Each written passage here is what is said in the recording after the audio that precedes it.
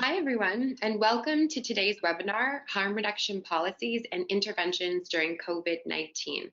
I'm your moderator, Lindsay McRae, and I'm with the Canadian Observatory on Homelessness, and we are so excited today to be partnering with harm reduction expert Bernie Pauly, who's a community-based researcher and educator who's been involved in designing and evaluating harm reduction policies and interventions for over a decade.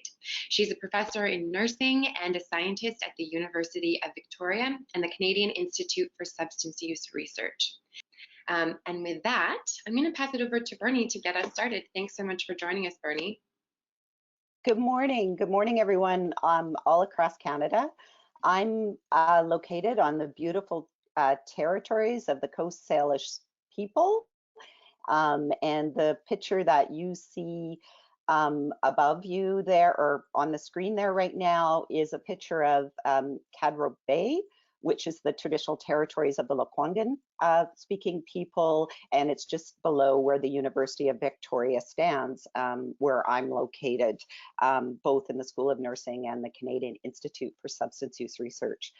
The seminar or the webinar I'm going to do today is really going to focus on harm reduction for housing and shelters, and what adaptations, what's kind of current in terms of COVID-19.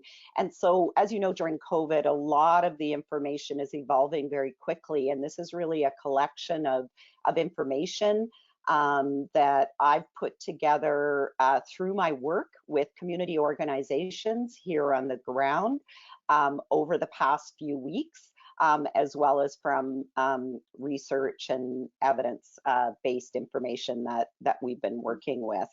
And for some reason, Lindsay, there we go, my slides are advancing now. So I just want to acknowledge the community organizations that I've been working with: Solid Outreach, AVI, Health and Community Services, Peers Victoria, a number of nurses who work in street outreach and community public health positions, Corey Ranger and Megan Brown, Canadian Institute for Substance Use Research, and all of my colleagues there, particularly who I work with on the Managed Alcohol Program research, Canadian Institutes for Health Research, and the Vancouver Foundation. I think we need to start with thinking about what kind of emergency is this? And in some of the conversations that I've been involved in, there's been kind of this feeling that, oh, we need to get people inside quickly, particularly if they're sheltering outside. And I think we need to remember this isn't a flood. This isn't an earthquake. This is a public health emergency, and COVID is a respiratory health condition, and so we have to be thinking in completely different terms. And I just want to acknowledge, because I know that many of you on the call who are running drop-in programs, housing, shelters, have had to adapt very, very quickly to measures like physical distancing, your disinfection processes and procedures, and other kinds of protocols.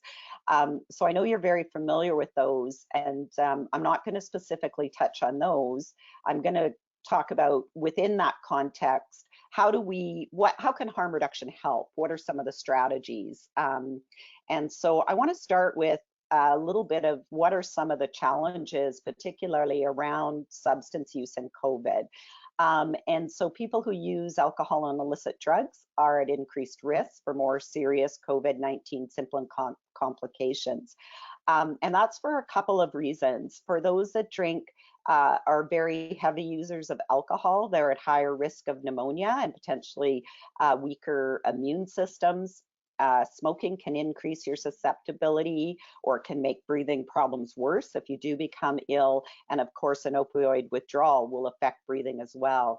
And this raises some really interesting and sometimes difficult situations to assess whether someone actually has symptoms of COVID or not, or whether it's symptoms of withdrawal, because there's some overlap in those kinds of symptoms. And so knowing the person that you're working with is really important, and understanding whether this is, is it withdrawal or is it COVID symptoms. And I know across the country there are different kind of protocols in place around testing, but I think I would stress here within the population we're working with, who would be at high risk for COVID, not simply because of drug use, but also because of living in sometimes overcrowded or high density conditions, as well as pre-existing health conditions. Increased testing would definitely be an important strategy. The two questions I'm going to present, and they're pretty big questions, are one, how is drug and alcohol use for those who are homeless or living in poverty being impacted by COVID? And what harm reduction strategies and practices could be employed in housing and shelters during COVID-19 and beyond? And I just want to stress, this is pretty much the flyover version of what's possible around harm reduction, and it is obviously information relevant as of today. And I should stress that I also recognize that I'm in British Columbia, which is one of has some of the most favorable harm reduction policy in the country, and I recognize that across the country, there are very, very different realities in terms of the policy, the acceptances, and the practices of harm reduction. So throughout the seminar, I really welcome you to put questions into the chat, to reflect on things that are happening in your area, because your wisdom and insights will really be helpful as we go forward and develop future webinars. I want to start with something that happened probably, about 5 weeks ago within our community here in Victoria, and our outreach workers immediately highlighted when COVID precautions were put in place, particularly around hand washing and physical distancing. Our outreach workers immediately raised the issue that for many people who were living outdoors, or even for people sometimes in communal living or in emergency shelters, did not have the same access to sinks and soap and water for hand washing as others. And on the right side, you see Kim, who's one of our amazing outreach workers here in Victoria, and her son had been in Scouts, and they devised, I don't know if it was the Scout leader, but they worked to basically devise these homemade hand washing stations, which you can see there, that are foot operated and able to provide in outdoor spaces where people are. And we really, ABI, where Kim works, is one of our harm reduction organizations, and it just is so clear that hand washing is harm reduction.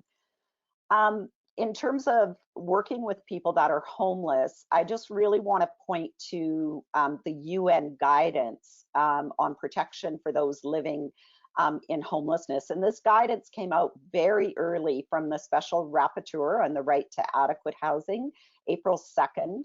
And I want to highlight for you the first two sentences here that she brought forward. And I will say that I have repeatedly been bringing these 2 points forward in discussions to remind all of us, the importance of housing as protection against coronavirus, housing that many of us have and take as an assumption of being available. So housing has become the frontline defense against the coronavirus, and housing has really been more of a life or death situation. Those are direct quotes from our Special Rapporteur on the right to adequate housing.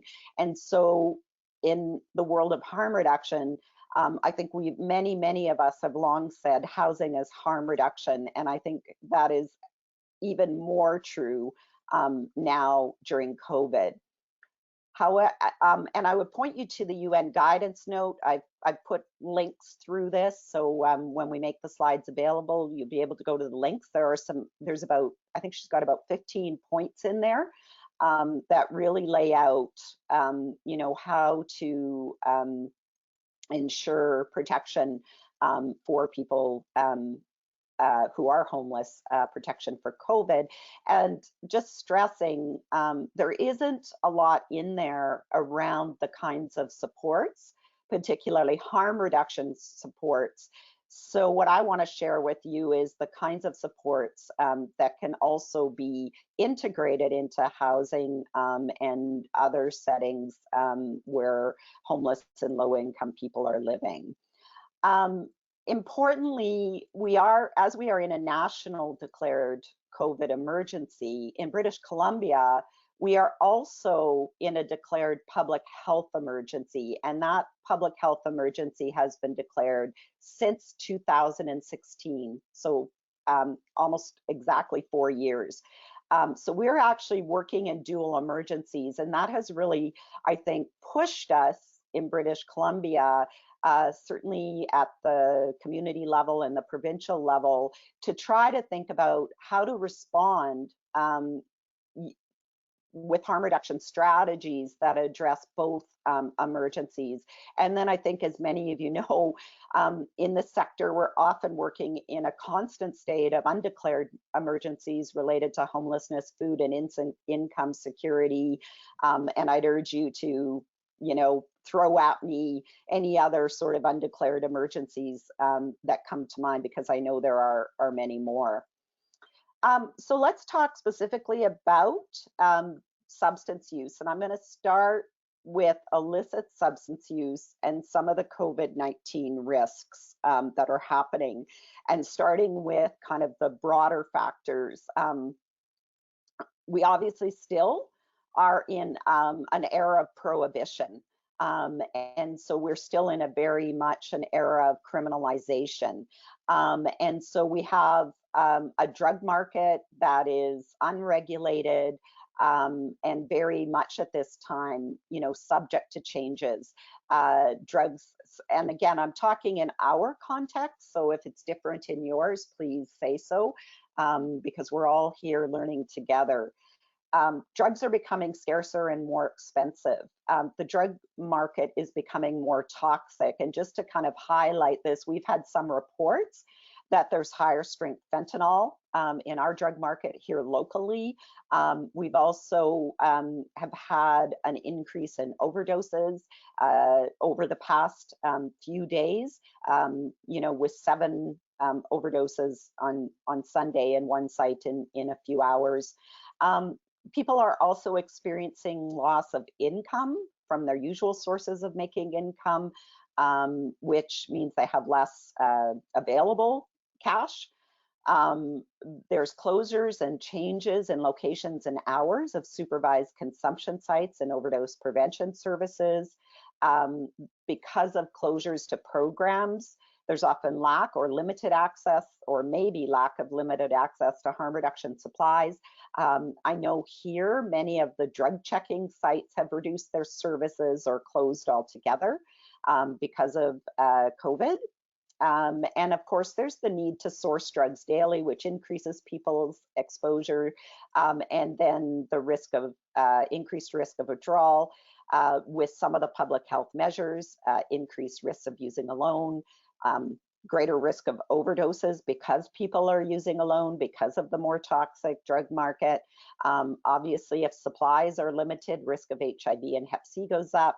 And of course, people being more socially isolated as physically distance measures are put in place.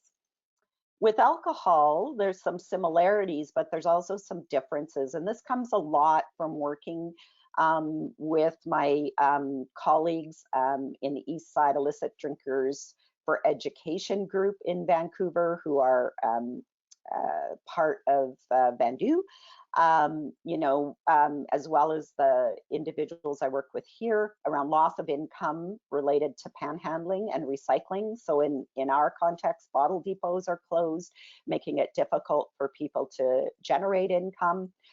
Liquor stores may have limited hours. Our liquor stores have not been taking cash, only plastic cards. So if you're thinking about a harm reduction strategy, a preloaded credit card, I didn't put that in the interventions, but that can be quite helpful for people. Limited intake and availability of detox services, even for, for those who may wish that option.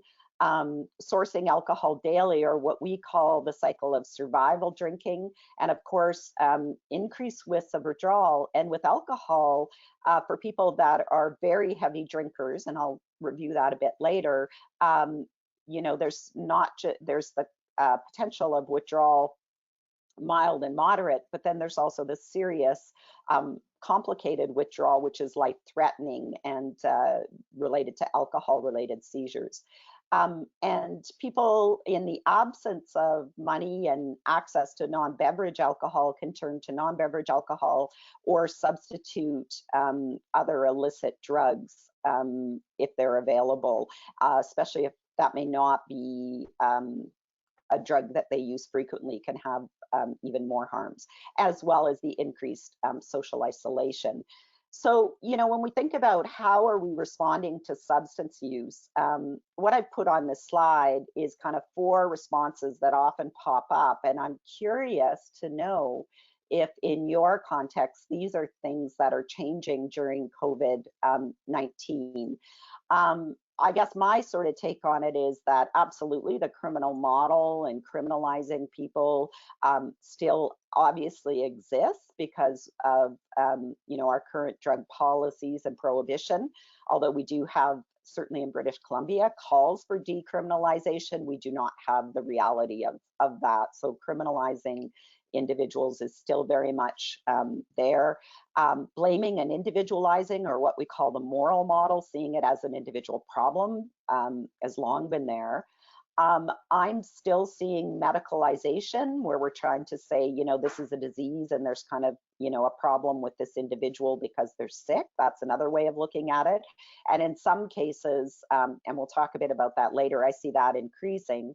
But what I also see increasing is a focus on the public health model, with a focus on health promotion and prevention, which is actually our harm reduction model.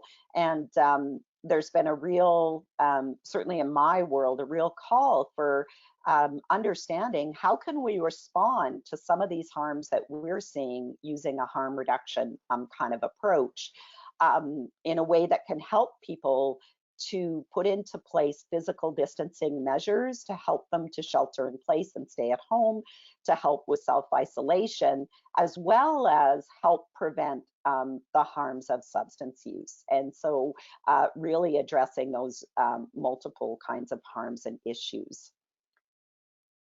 I think it's always important to remember that harm reduction is a pragmatic approach to preventing the harms of substance use. It really was born out of a history of pragmatism that says, harm reduction is needed because substance use is a reality in society, and it's a feature of our society. And I think one of the residents that we interviewed during our sheltering risk study highlighted it really well. He was speaking about being in a shelter where he says, name it, marijuana, heroin, crystal meth, crack, injectables, smoking, and prescriptions, they're all there. And the reality that, drug use is a part of many people's lives in society. We know that probably more than 80% of people in Canada use drugs and alcohol.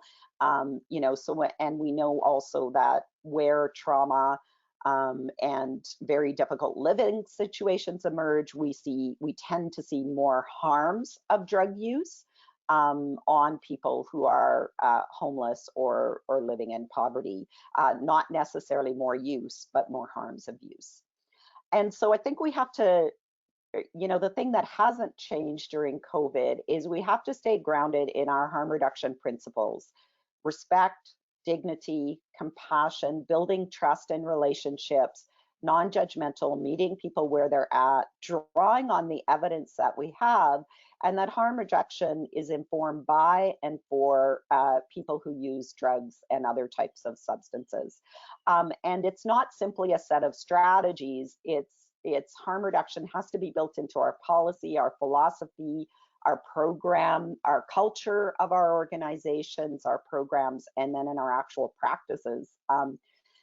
And with over a decade of doing research in harm reduction, what I often find is that it may be built into the practices and sometimes into the programs, but it's more difficult around program culture and philosophy and policy. So I am going to address those as well.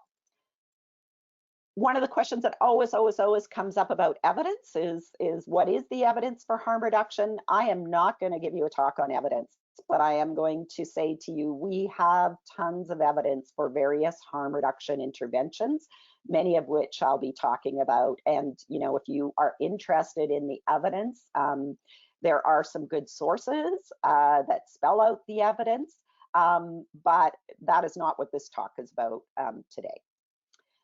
So what harm reduction strategies can be employed in housing and shelters? And please remember, this is the flyover view of 5 different important areas, and we could probably do a talk on a full, much longer talk on at least 3 or 4 of these areas. So I'm going to talk about, and I don't think I have it quite in this order, but safer organizational policies around substance use and harm reduction, safer use equipment or having supplies and gear, safer use education, safer spaces, and safer sources of substances. And as I already mentioned, as we're thinking about deploying these, we have to stay grounded in our principles, and one of the most important being nothing about us without us. And we had a national drug users symposium in 2014, and they pointed out we have yet to adequately apply these principles and frameworks. And I would definitely say that is still ongoing. And peers or people who use drugs have been central to our overdose responses, and they are central to our COVID responses. So those principles and the way that we operationalize this remain unchanged. We have an important, you know, when we think about those harms of social isolation, we have a very important opportunity around peer networks and how those peer networks are maintained, supported, built by our organizations within the programs we're operating, but also how peers are connecting to their peers externally, and you know, having things like cell phones and Wi-Fi, and you know, the ability for people to connect via networks, because we can't assume the virtual networks that everyone else is using are available to people in housing and shelter and outdoor settings. So moving into safer use, here's kind of, you know, what should you have available? Safer inhalation kits, safer injecting kits, safer sex supplies, naloxone kits, you know, and in COVID, having them pre-packaged, having them available on request, and remembering it's not easy for people to ask for things, because, you know, if you're asking for supplies, you have to, I mean, it's like outing yourself if you have to go to the desk and ask for them. So, you know, I had one guy tell me, he said, you know, yeah, I'm a drinker, so a lot of my friends who use other, you know, types of drugs, they get me to go and ask for their supplies. So giving available on request with no limits, because someone may be providing supplies to others as well. And of course, having peer staff available to help with this. And I'll talk specifically from some of the work of the community organizations here, the important role of on-site peer staff who may be residents or residents of a program. I do want to stress, though, harm reduction is a lot more than needles. We've been very focused for a long time, and for very good reasons, on ensuring a safe supply of clean syringes and injecting equipment because of the risk and the previous epidemic, previous and ongoing around HIV and hepatitis C. However, what I want, and so that's very important to continue, but what I want to stress, and this comes out of some research that we've done over a few years, that simply providing clean supplies is important, but it's only a partial kind of implementation of harm reduction. And in fact, without organizational policies, which I'll talk about in a minute, is difficult for the reasons, that I mentioned, because there's not necessarily a culture of harm reduction that makes it easy for people to access and ask for these things. Along with safer use equipment, there are an incredible number of info kind of pamphlets, handouts around safer use education for illicit drugs. I'm showing you two here. One that was developed by Yale, and I think in collaboration with the International Organization of People Who Use Drugs. That's the one on the left. And then the one on the right is Safer Use that was developed by the Harm Reduction Coalition in the US. These are both kind of US ones, but there are ones that, and you may know of some, so happy to hear about those. But in BC CDC has developed some, and I've got the links to those at the end. So these kind of handouts can be provided to people in housing. They have just such a wealth of good information that explains COVID, how drug use and COVID interacts, how you can prevent COVID. And it's some of the same things that we've always known about safer use, but adapted within COVID. Here's one that we developed at the Canadian Institute for Substance Use Research on safer drinking tips. And it really focused in on, identifying if someone is at high risk for withdrawal. And you see kind of there's some questions there, 4 questions that are numbered about kind of how much consumption, history of seizures, hallucination, and whether or not you're having symptoms of withdrawal as soon as you wake in the morning. Those are 4 quick kind of questions that anybody can ask themselves or ask each other around whether or not they're at serious risk of a alcohol withdrawal. And I think during COVID, information about kind of how to make a plan and thinking about what the goals are. And this contains a lot of really practical information about kind of how to space and pace your drinking, as well as things like not sharing bottles or drinking from the same containers. So very practical kind of harm reduction advice that was developed with East Side Illicit Drinkers for education, and kind of how to figure out how much you're drinking so that you're either aiming for maintenance or you're tapering in a safe way. So these kinds of things can be distributed. I know the day after we did this one, it was handed out very quickly in the downtown east side. It's been distributed in Victoria, and I've heard reports from other communities. There's a couple of provincial governments that have been adapting this one, and you can get it online, and it's printable. It's too long, I'm going to admit that. It's 2.5 pages. Our goal is to get it to 2, but we just haven't done it yet. And then, so I've touched so far on safer equipment and safer use education, things that can be, I would say, very easily implemented. We would also, the group here that I work with of community organizations who's developing guidance for infrastructure for harm reduction in residential and hotel settings, have recommended designating a safer space. That's a harm reduction space for supplies, for witnessing injection, because the BCC guidance is around having a buddy or peer witnessed injection, having overdose prevention, safe supply, if that's available, and obviously it should be a separate space for inhalation as well that can be kind of observed. And here, this is just like to spark your imagination.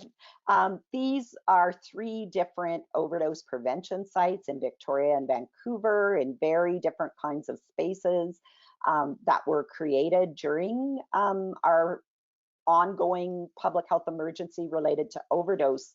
But a lot of that has had to be adapted, and you'll see a link there around guidance for SES and OPSs because COVID is respiratory, and in responding to someone who is overdosing, there is also respiratory support, and they've outlined some of the guidance, which we can talk about later, or I'd recommend that could be a whole seminar on itself, actually.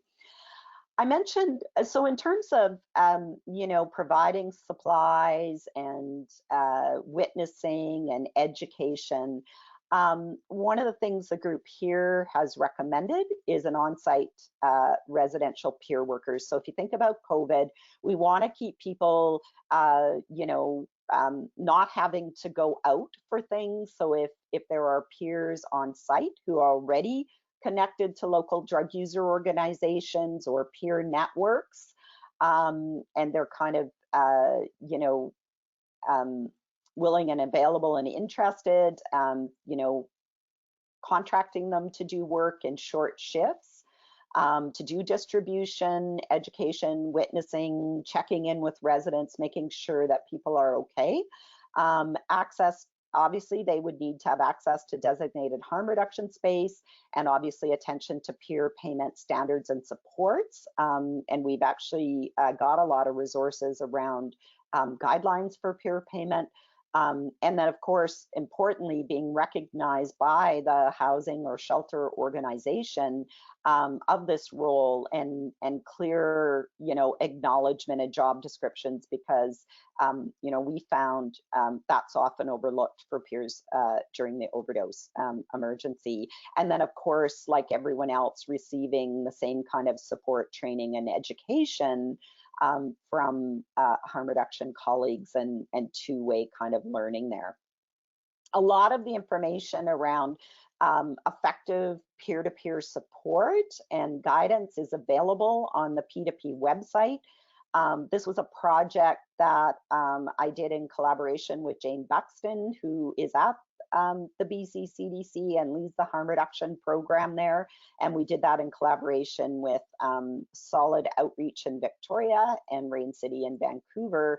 And so there's, on the website, there's lots of useful resources like templates for contracts, how to make name tags, draft job descriptions, links to peer guidance for payment, and probably a few things more.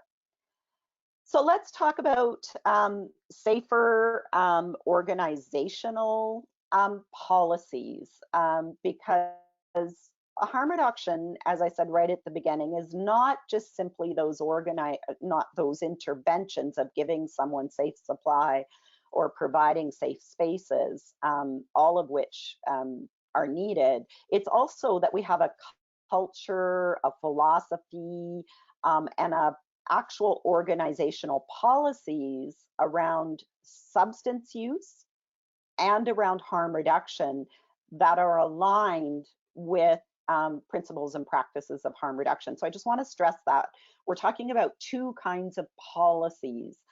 We're talking about substance use policies, which you may already have in your organization, and I would urge you, please look at those policies and look at how they're practiced and whether they're in line with harm reduction. And then there's also specific harm reduction policies, and I'll just kind of highlight a little bit about both of those. So the question, what does your substance use policy say?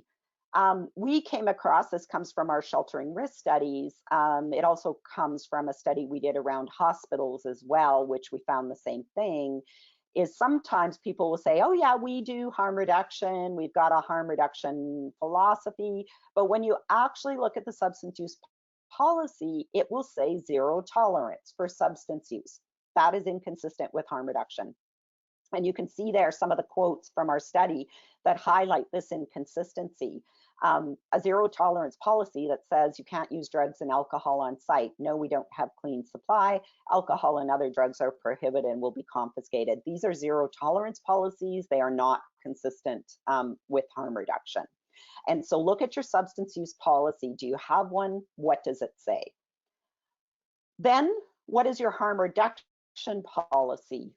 In this research, we found that a lot of times harm reduction policies were absent. They were missing. There was no statement on harm reduction. Workers had no idea if the organization supported or embraced harm reduction. And so often the practice was around, you turn a blind eye on it, you know they're doing it, but you know you have to keep them safe. And shelter staff, this comes from shelter staff specifically, so it may apply to other sites, but I'll leave that to you to tell me. We're saying we're in this place of mixed messages. We may be giving out supplies, but then we're saying don't use here, don't use on site. And so these are very mixed messages to people, and it's what I think we call a blind eye kind of harm reduction, which is not one that is particularly going to reduce harms, because then you have people hiding use, they're using alone. You know, one of the huge issues being bathrooms, and using in bathrooms if they're even available and open right now. So I welcome hearing sort of where things are at there. So check your harm reduction policy. Do you have one? What does it say? Are the messages clear? And then of course, you have to check what are your interventions? Do you actually have, you know, as we talked about, safer use equipment? Do you have a safer space kind of use? And then I think we need to talk about safer sources. So to assist people to stay at home or to stay in sheltering in place, having access to safer sources of substances and ensuring that people are able, you know, to maintain, you know, a supply of substances. As you know, I mentioned it earlier, a lot of potential harms related to, you know, the daily need to go out to source money or to source drugs and alcohol. And so thinking about kind of two different approaches to safer sources, and a lot of this is emerging, and I think would just be so exciting to do another session on. So in British Columbia, I'm going to talk about first illicit drugs. In British Columbia, there has been a release of a provincial guidance document called Risk Mitigation in the Context of Dual Public Health Emergencies. So looking at the scenario for prescribers, so this would be physicians and nurse practitioners, situations where opioid agonist therapy may not be enough. It may not, there may need to be other alternatives available. So the BC Centre for Substance Use put out this guidance for prescribers, physicians, and nurses. And I realize, you know, that as shelter providers, this, you know, obviously doesn't provide any guidance for you in terms of how to operationalize it, but I have put a few ideas here. I should mention that this is provincial to BC, but I understand there is some work underway to develop a national guideline as well. And I do not know the status of how close that is to being released, but I think important. So definitely here we call it PPRM, Pandemic Prescribing Risk Mitigation. That's our kind of local term for safer supply, because it is something that is being implemented during the public health, during the dual public health emergencies. And as you know, there have been many calls in the context of the overdose emergency for safer supply alternatives. And I think, if you haven't read Capud's paper or Health Canada papers, those are definitely resources. We need this for overdose, and we need it even more now during COVID. And so I think from the housing shelter program point of view, really important to even find out if these programs exist, advocate for them, identify clients if they do exist, identify people who might be able to benefit in collaboration. If there are healthcare providers, doctors and nurse practitioners who, and there are a couple programs that I'm aware of in Ontario that do exist, to collaborate with them, to coordinate with them, and to see how you can develop a relationship. And obviously there's lots of clinical assessment, screening and intake, but also could be collaboration around wellness checks for clients. And I think these kinds of potential role for housing and shelter providers kind of around that. Some of you probably already have a model where nursing and medicine is involved, and so this may be already in place, and I'd love to hear about kind of your experiences there. I told you I wasn't going to talk about evidence, and I honestly lied when it comes to managed alcohol programs. I can't help but tell you the evidence, probably because I lead the Canadian Managed Alcohol Program study, and honestly, the phone has been ringing off the hook around how can we start managed alcohol programs during COVID. We have a lot of evidence that we've generated that really highlights how this is helpful during COVID in terms of disrupting that cycle of survival drinking, providing a safer source of alcohol, safer patterns of consumption, so less non-beverage, fewer reported acute and social harms.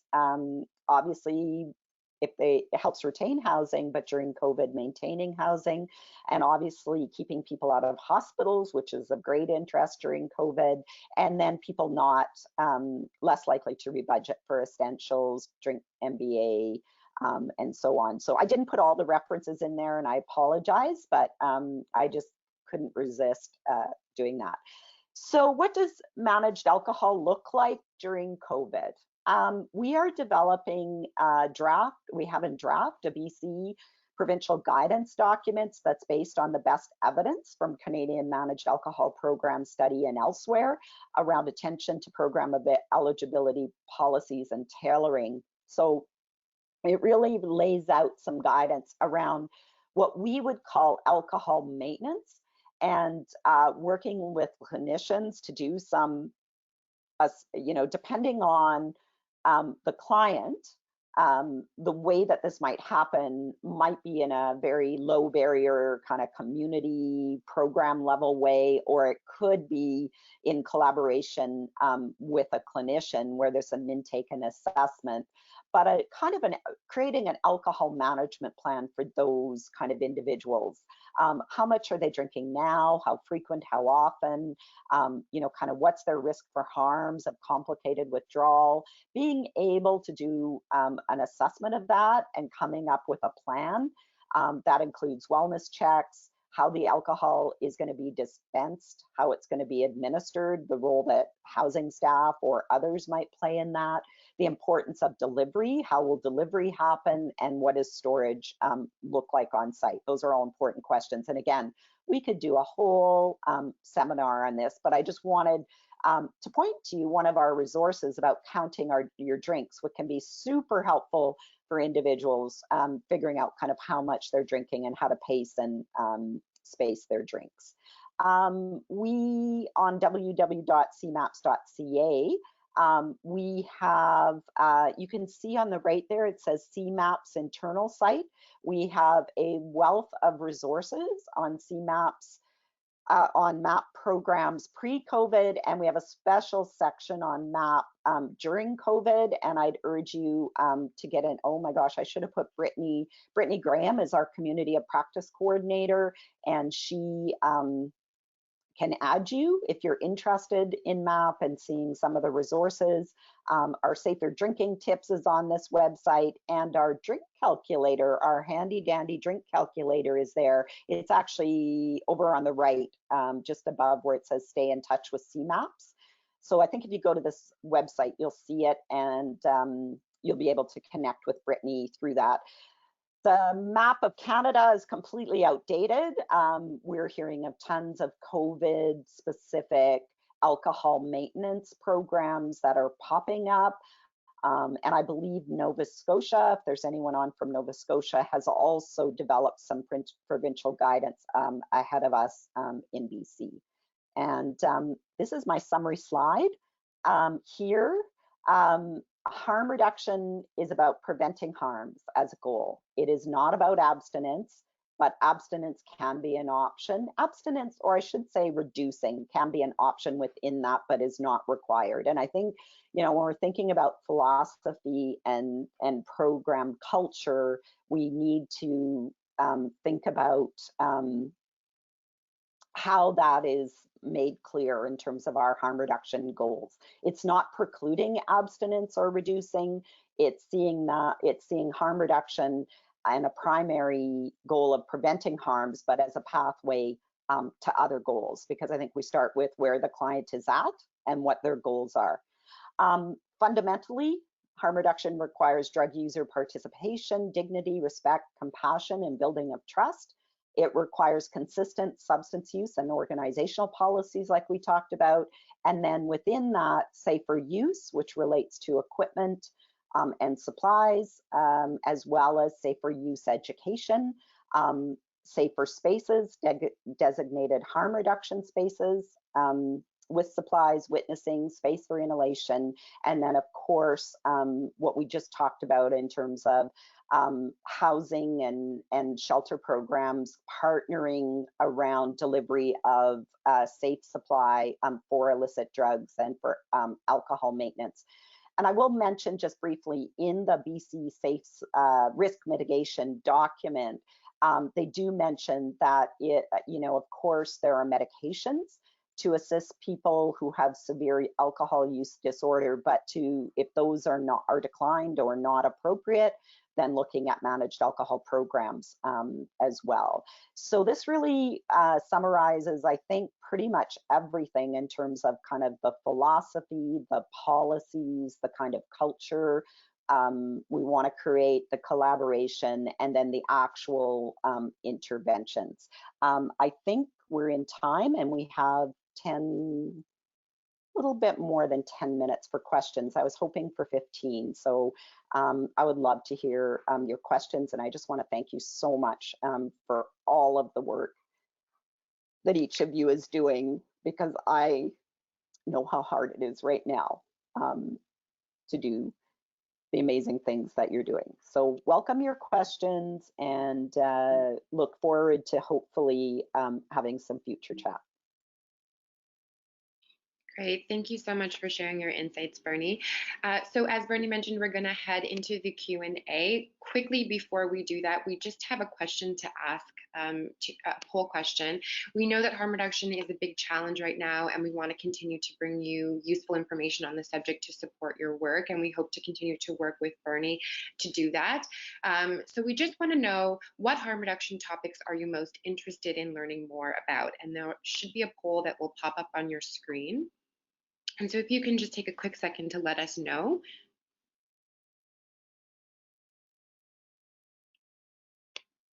And in the meantime, I'm going to start looking at the questions. And in the meantime, Bernie, we can go with the first question. Jennifer H. had a question towards the beginning. And Jennifer wants to know, are you aware of any policies for frontline staff in shelter settings when breaking the 6-foot physical distance to administer Narcan or administer first aid? In terms of, can you just clarify, Lindsay, it's in terms of providing first aid? Yes, administering first aid, yeah. Administering. Okay, great. For some reason, Lindsay, it's just your voice is a little quiet. So if you have any capacity to turn the volume up, that would be amazing. Um, the first aid, I haven't seen anything. What I have seen has been in terms of, when you're responding to an overdose.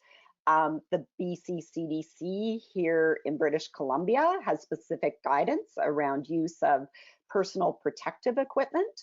And I mean, logically, it would follow that if you're having to provide any kind of, close, something that requires you to come closer than the recommended 6 feet, then you would need to have adequate PPE. And I'm aware that that is a huge issue for shelters, having PPE available for people that are working. I would probably suggest, in addition to checking the BC CDC guidelines, you could also check your own CDC guidelines. That would be the best place, or most public health, your public health would have recommendations. It's a good question, and I haven't checked specifically whether kind of national, providers of first aid, whether or not they have some specific guidance as well. Excellent. Thank you. So we've got a good question from Michaela. And it's about the politicalization of harm reduction. So Michaela writes, the proposed solutions you discussed are those that seem very easy to implement, yet many jurisdictions have been either slow to respond or have not responded at all in terms of harm reduction for COVID. For instance, Manitoba has reduced capacity for some homeless shelters, and government's refusal to implement a safe injection consumption site has led to an influx of PWUD to inject drugs in unsafe spaces such as vacant bus shelters. So how can we make harm reduction less political, especially in light of the disproportionate impacts COVID has had on those who are homeless and other marginalized populations? Thanks so much, Michaela. What you described is how COVID has escalated the risks and the harms. And I think, this isn't about, it's not about politics. And I realize that harm reduction has always been extremely political and is needed to be political because of the current drug policies that we have. It is absolutely essential, and COVID opens up and reveals the important life-saving intervention, harm reduction as interventions, and the importance of those. People have less access, as you pointed out, to be able to prevent overdoses, which we have to remember are at high levels all across Canada. And so this, I think we have to continually raise this issue and say, we've already got a high risk of overdoses across the country. We cannot be closing down services. We need, of course, and if you look at the BC CDC guidance, it looks at how to adapt those settings, but also recognize that we need to move to more on-site spaces for harm reduction, so people aren't having to go out. And this is also where safe supply comes in, and pushing for safe supply for people, because then they have less need to be going out or to be accessing, interventions that could, that are challenging, interventions like SCS, and that are actually challenging in the time of COVID. Great. Thanks again, Bernie. We have a question that's about youth. And at the COH, we have a focus on youth homelessness. So I thought it might be good to speak to that. And the question is from Victoria. Actually, we're going to actually switch to the question from Victoria that's about frontline shelter work. So Victoria writes, I'm a frontline shelter worker, and I'm just wondering if you had any practical tips around working with individuals who are struggling with substance use issues. At Victoria Shelter, they tell their residents to use off-site because they will get evicted if they use on-site. Any recommendations around that? Yeah, thanks for raising that. And that's been an ongoing issue in our research that has been raised. And that's the mixed messages that I was talking about, where, you're saying, or that's your substance use policy that is saying use off site.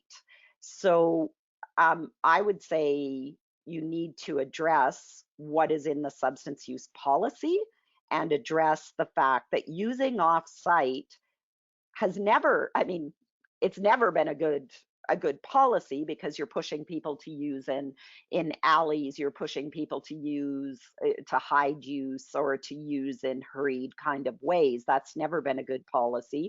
Or you're forcing people into bathrooms.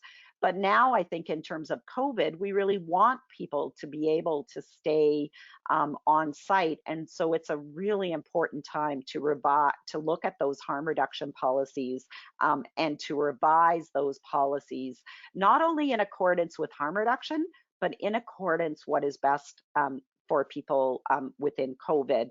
And I realize as I'm saying that, of course, that in doing that, that's where the safer spaces conversation comes in, and the importance of having safer spaces, having people on site who can do witnessing, and who can do wellness checks as well.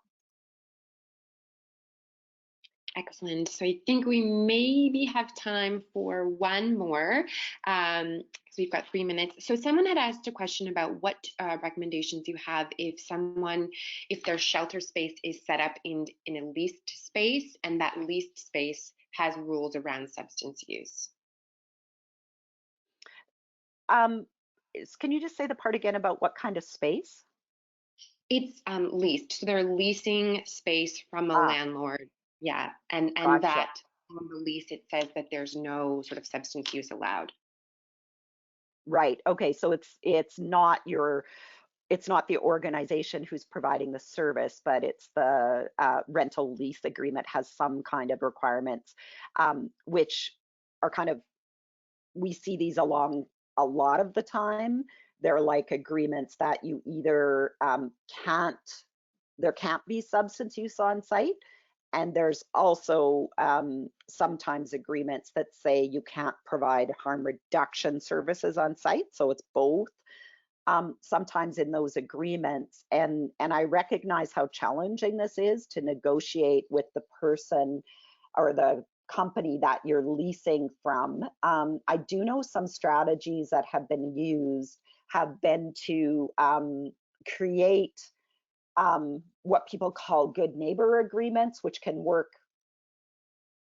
They can work in favor and they can work against. But I have seen examples where a good neighbor agreement um, can be put in place, and you can get the support of your neighbors to actually renegotiate that kind of lease. I think you have a very, very strong argument right now in terms of COVID, that we want to ensure that people that we work with have the same protections as other people, in terms of being able to self-isolate, being able to physically distance in our space, only needing to go out for essentials. So, I often put it in the context of what are the basic public health measures and protections that each of us is able to engage in, and then what's needed to assist others to do that in a way that is respectful, non-punitive,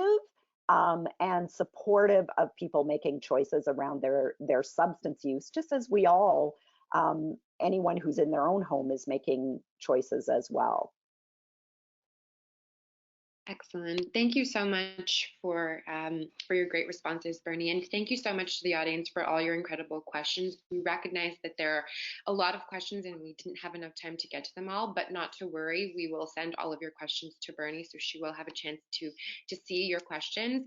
Just a reminder that this webinar will be recorded, or it was recorded, and we will send you the full recording as well as PowerPoint slides um, by the end of day today. Thank you so much to everyone who joined us, and thanks again, Bernie, for your time and your expertise. Thank you, everyone. Take care.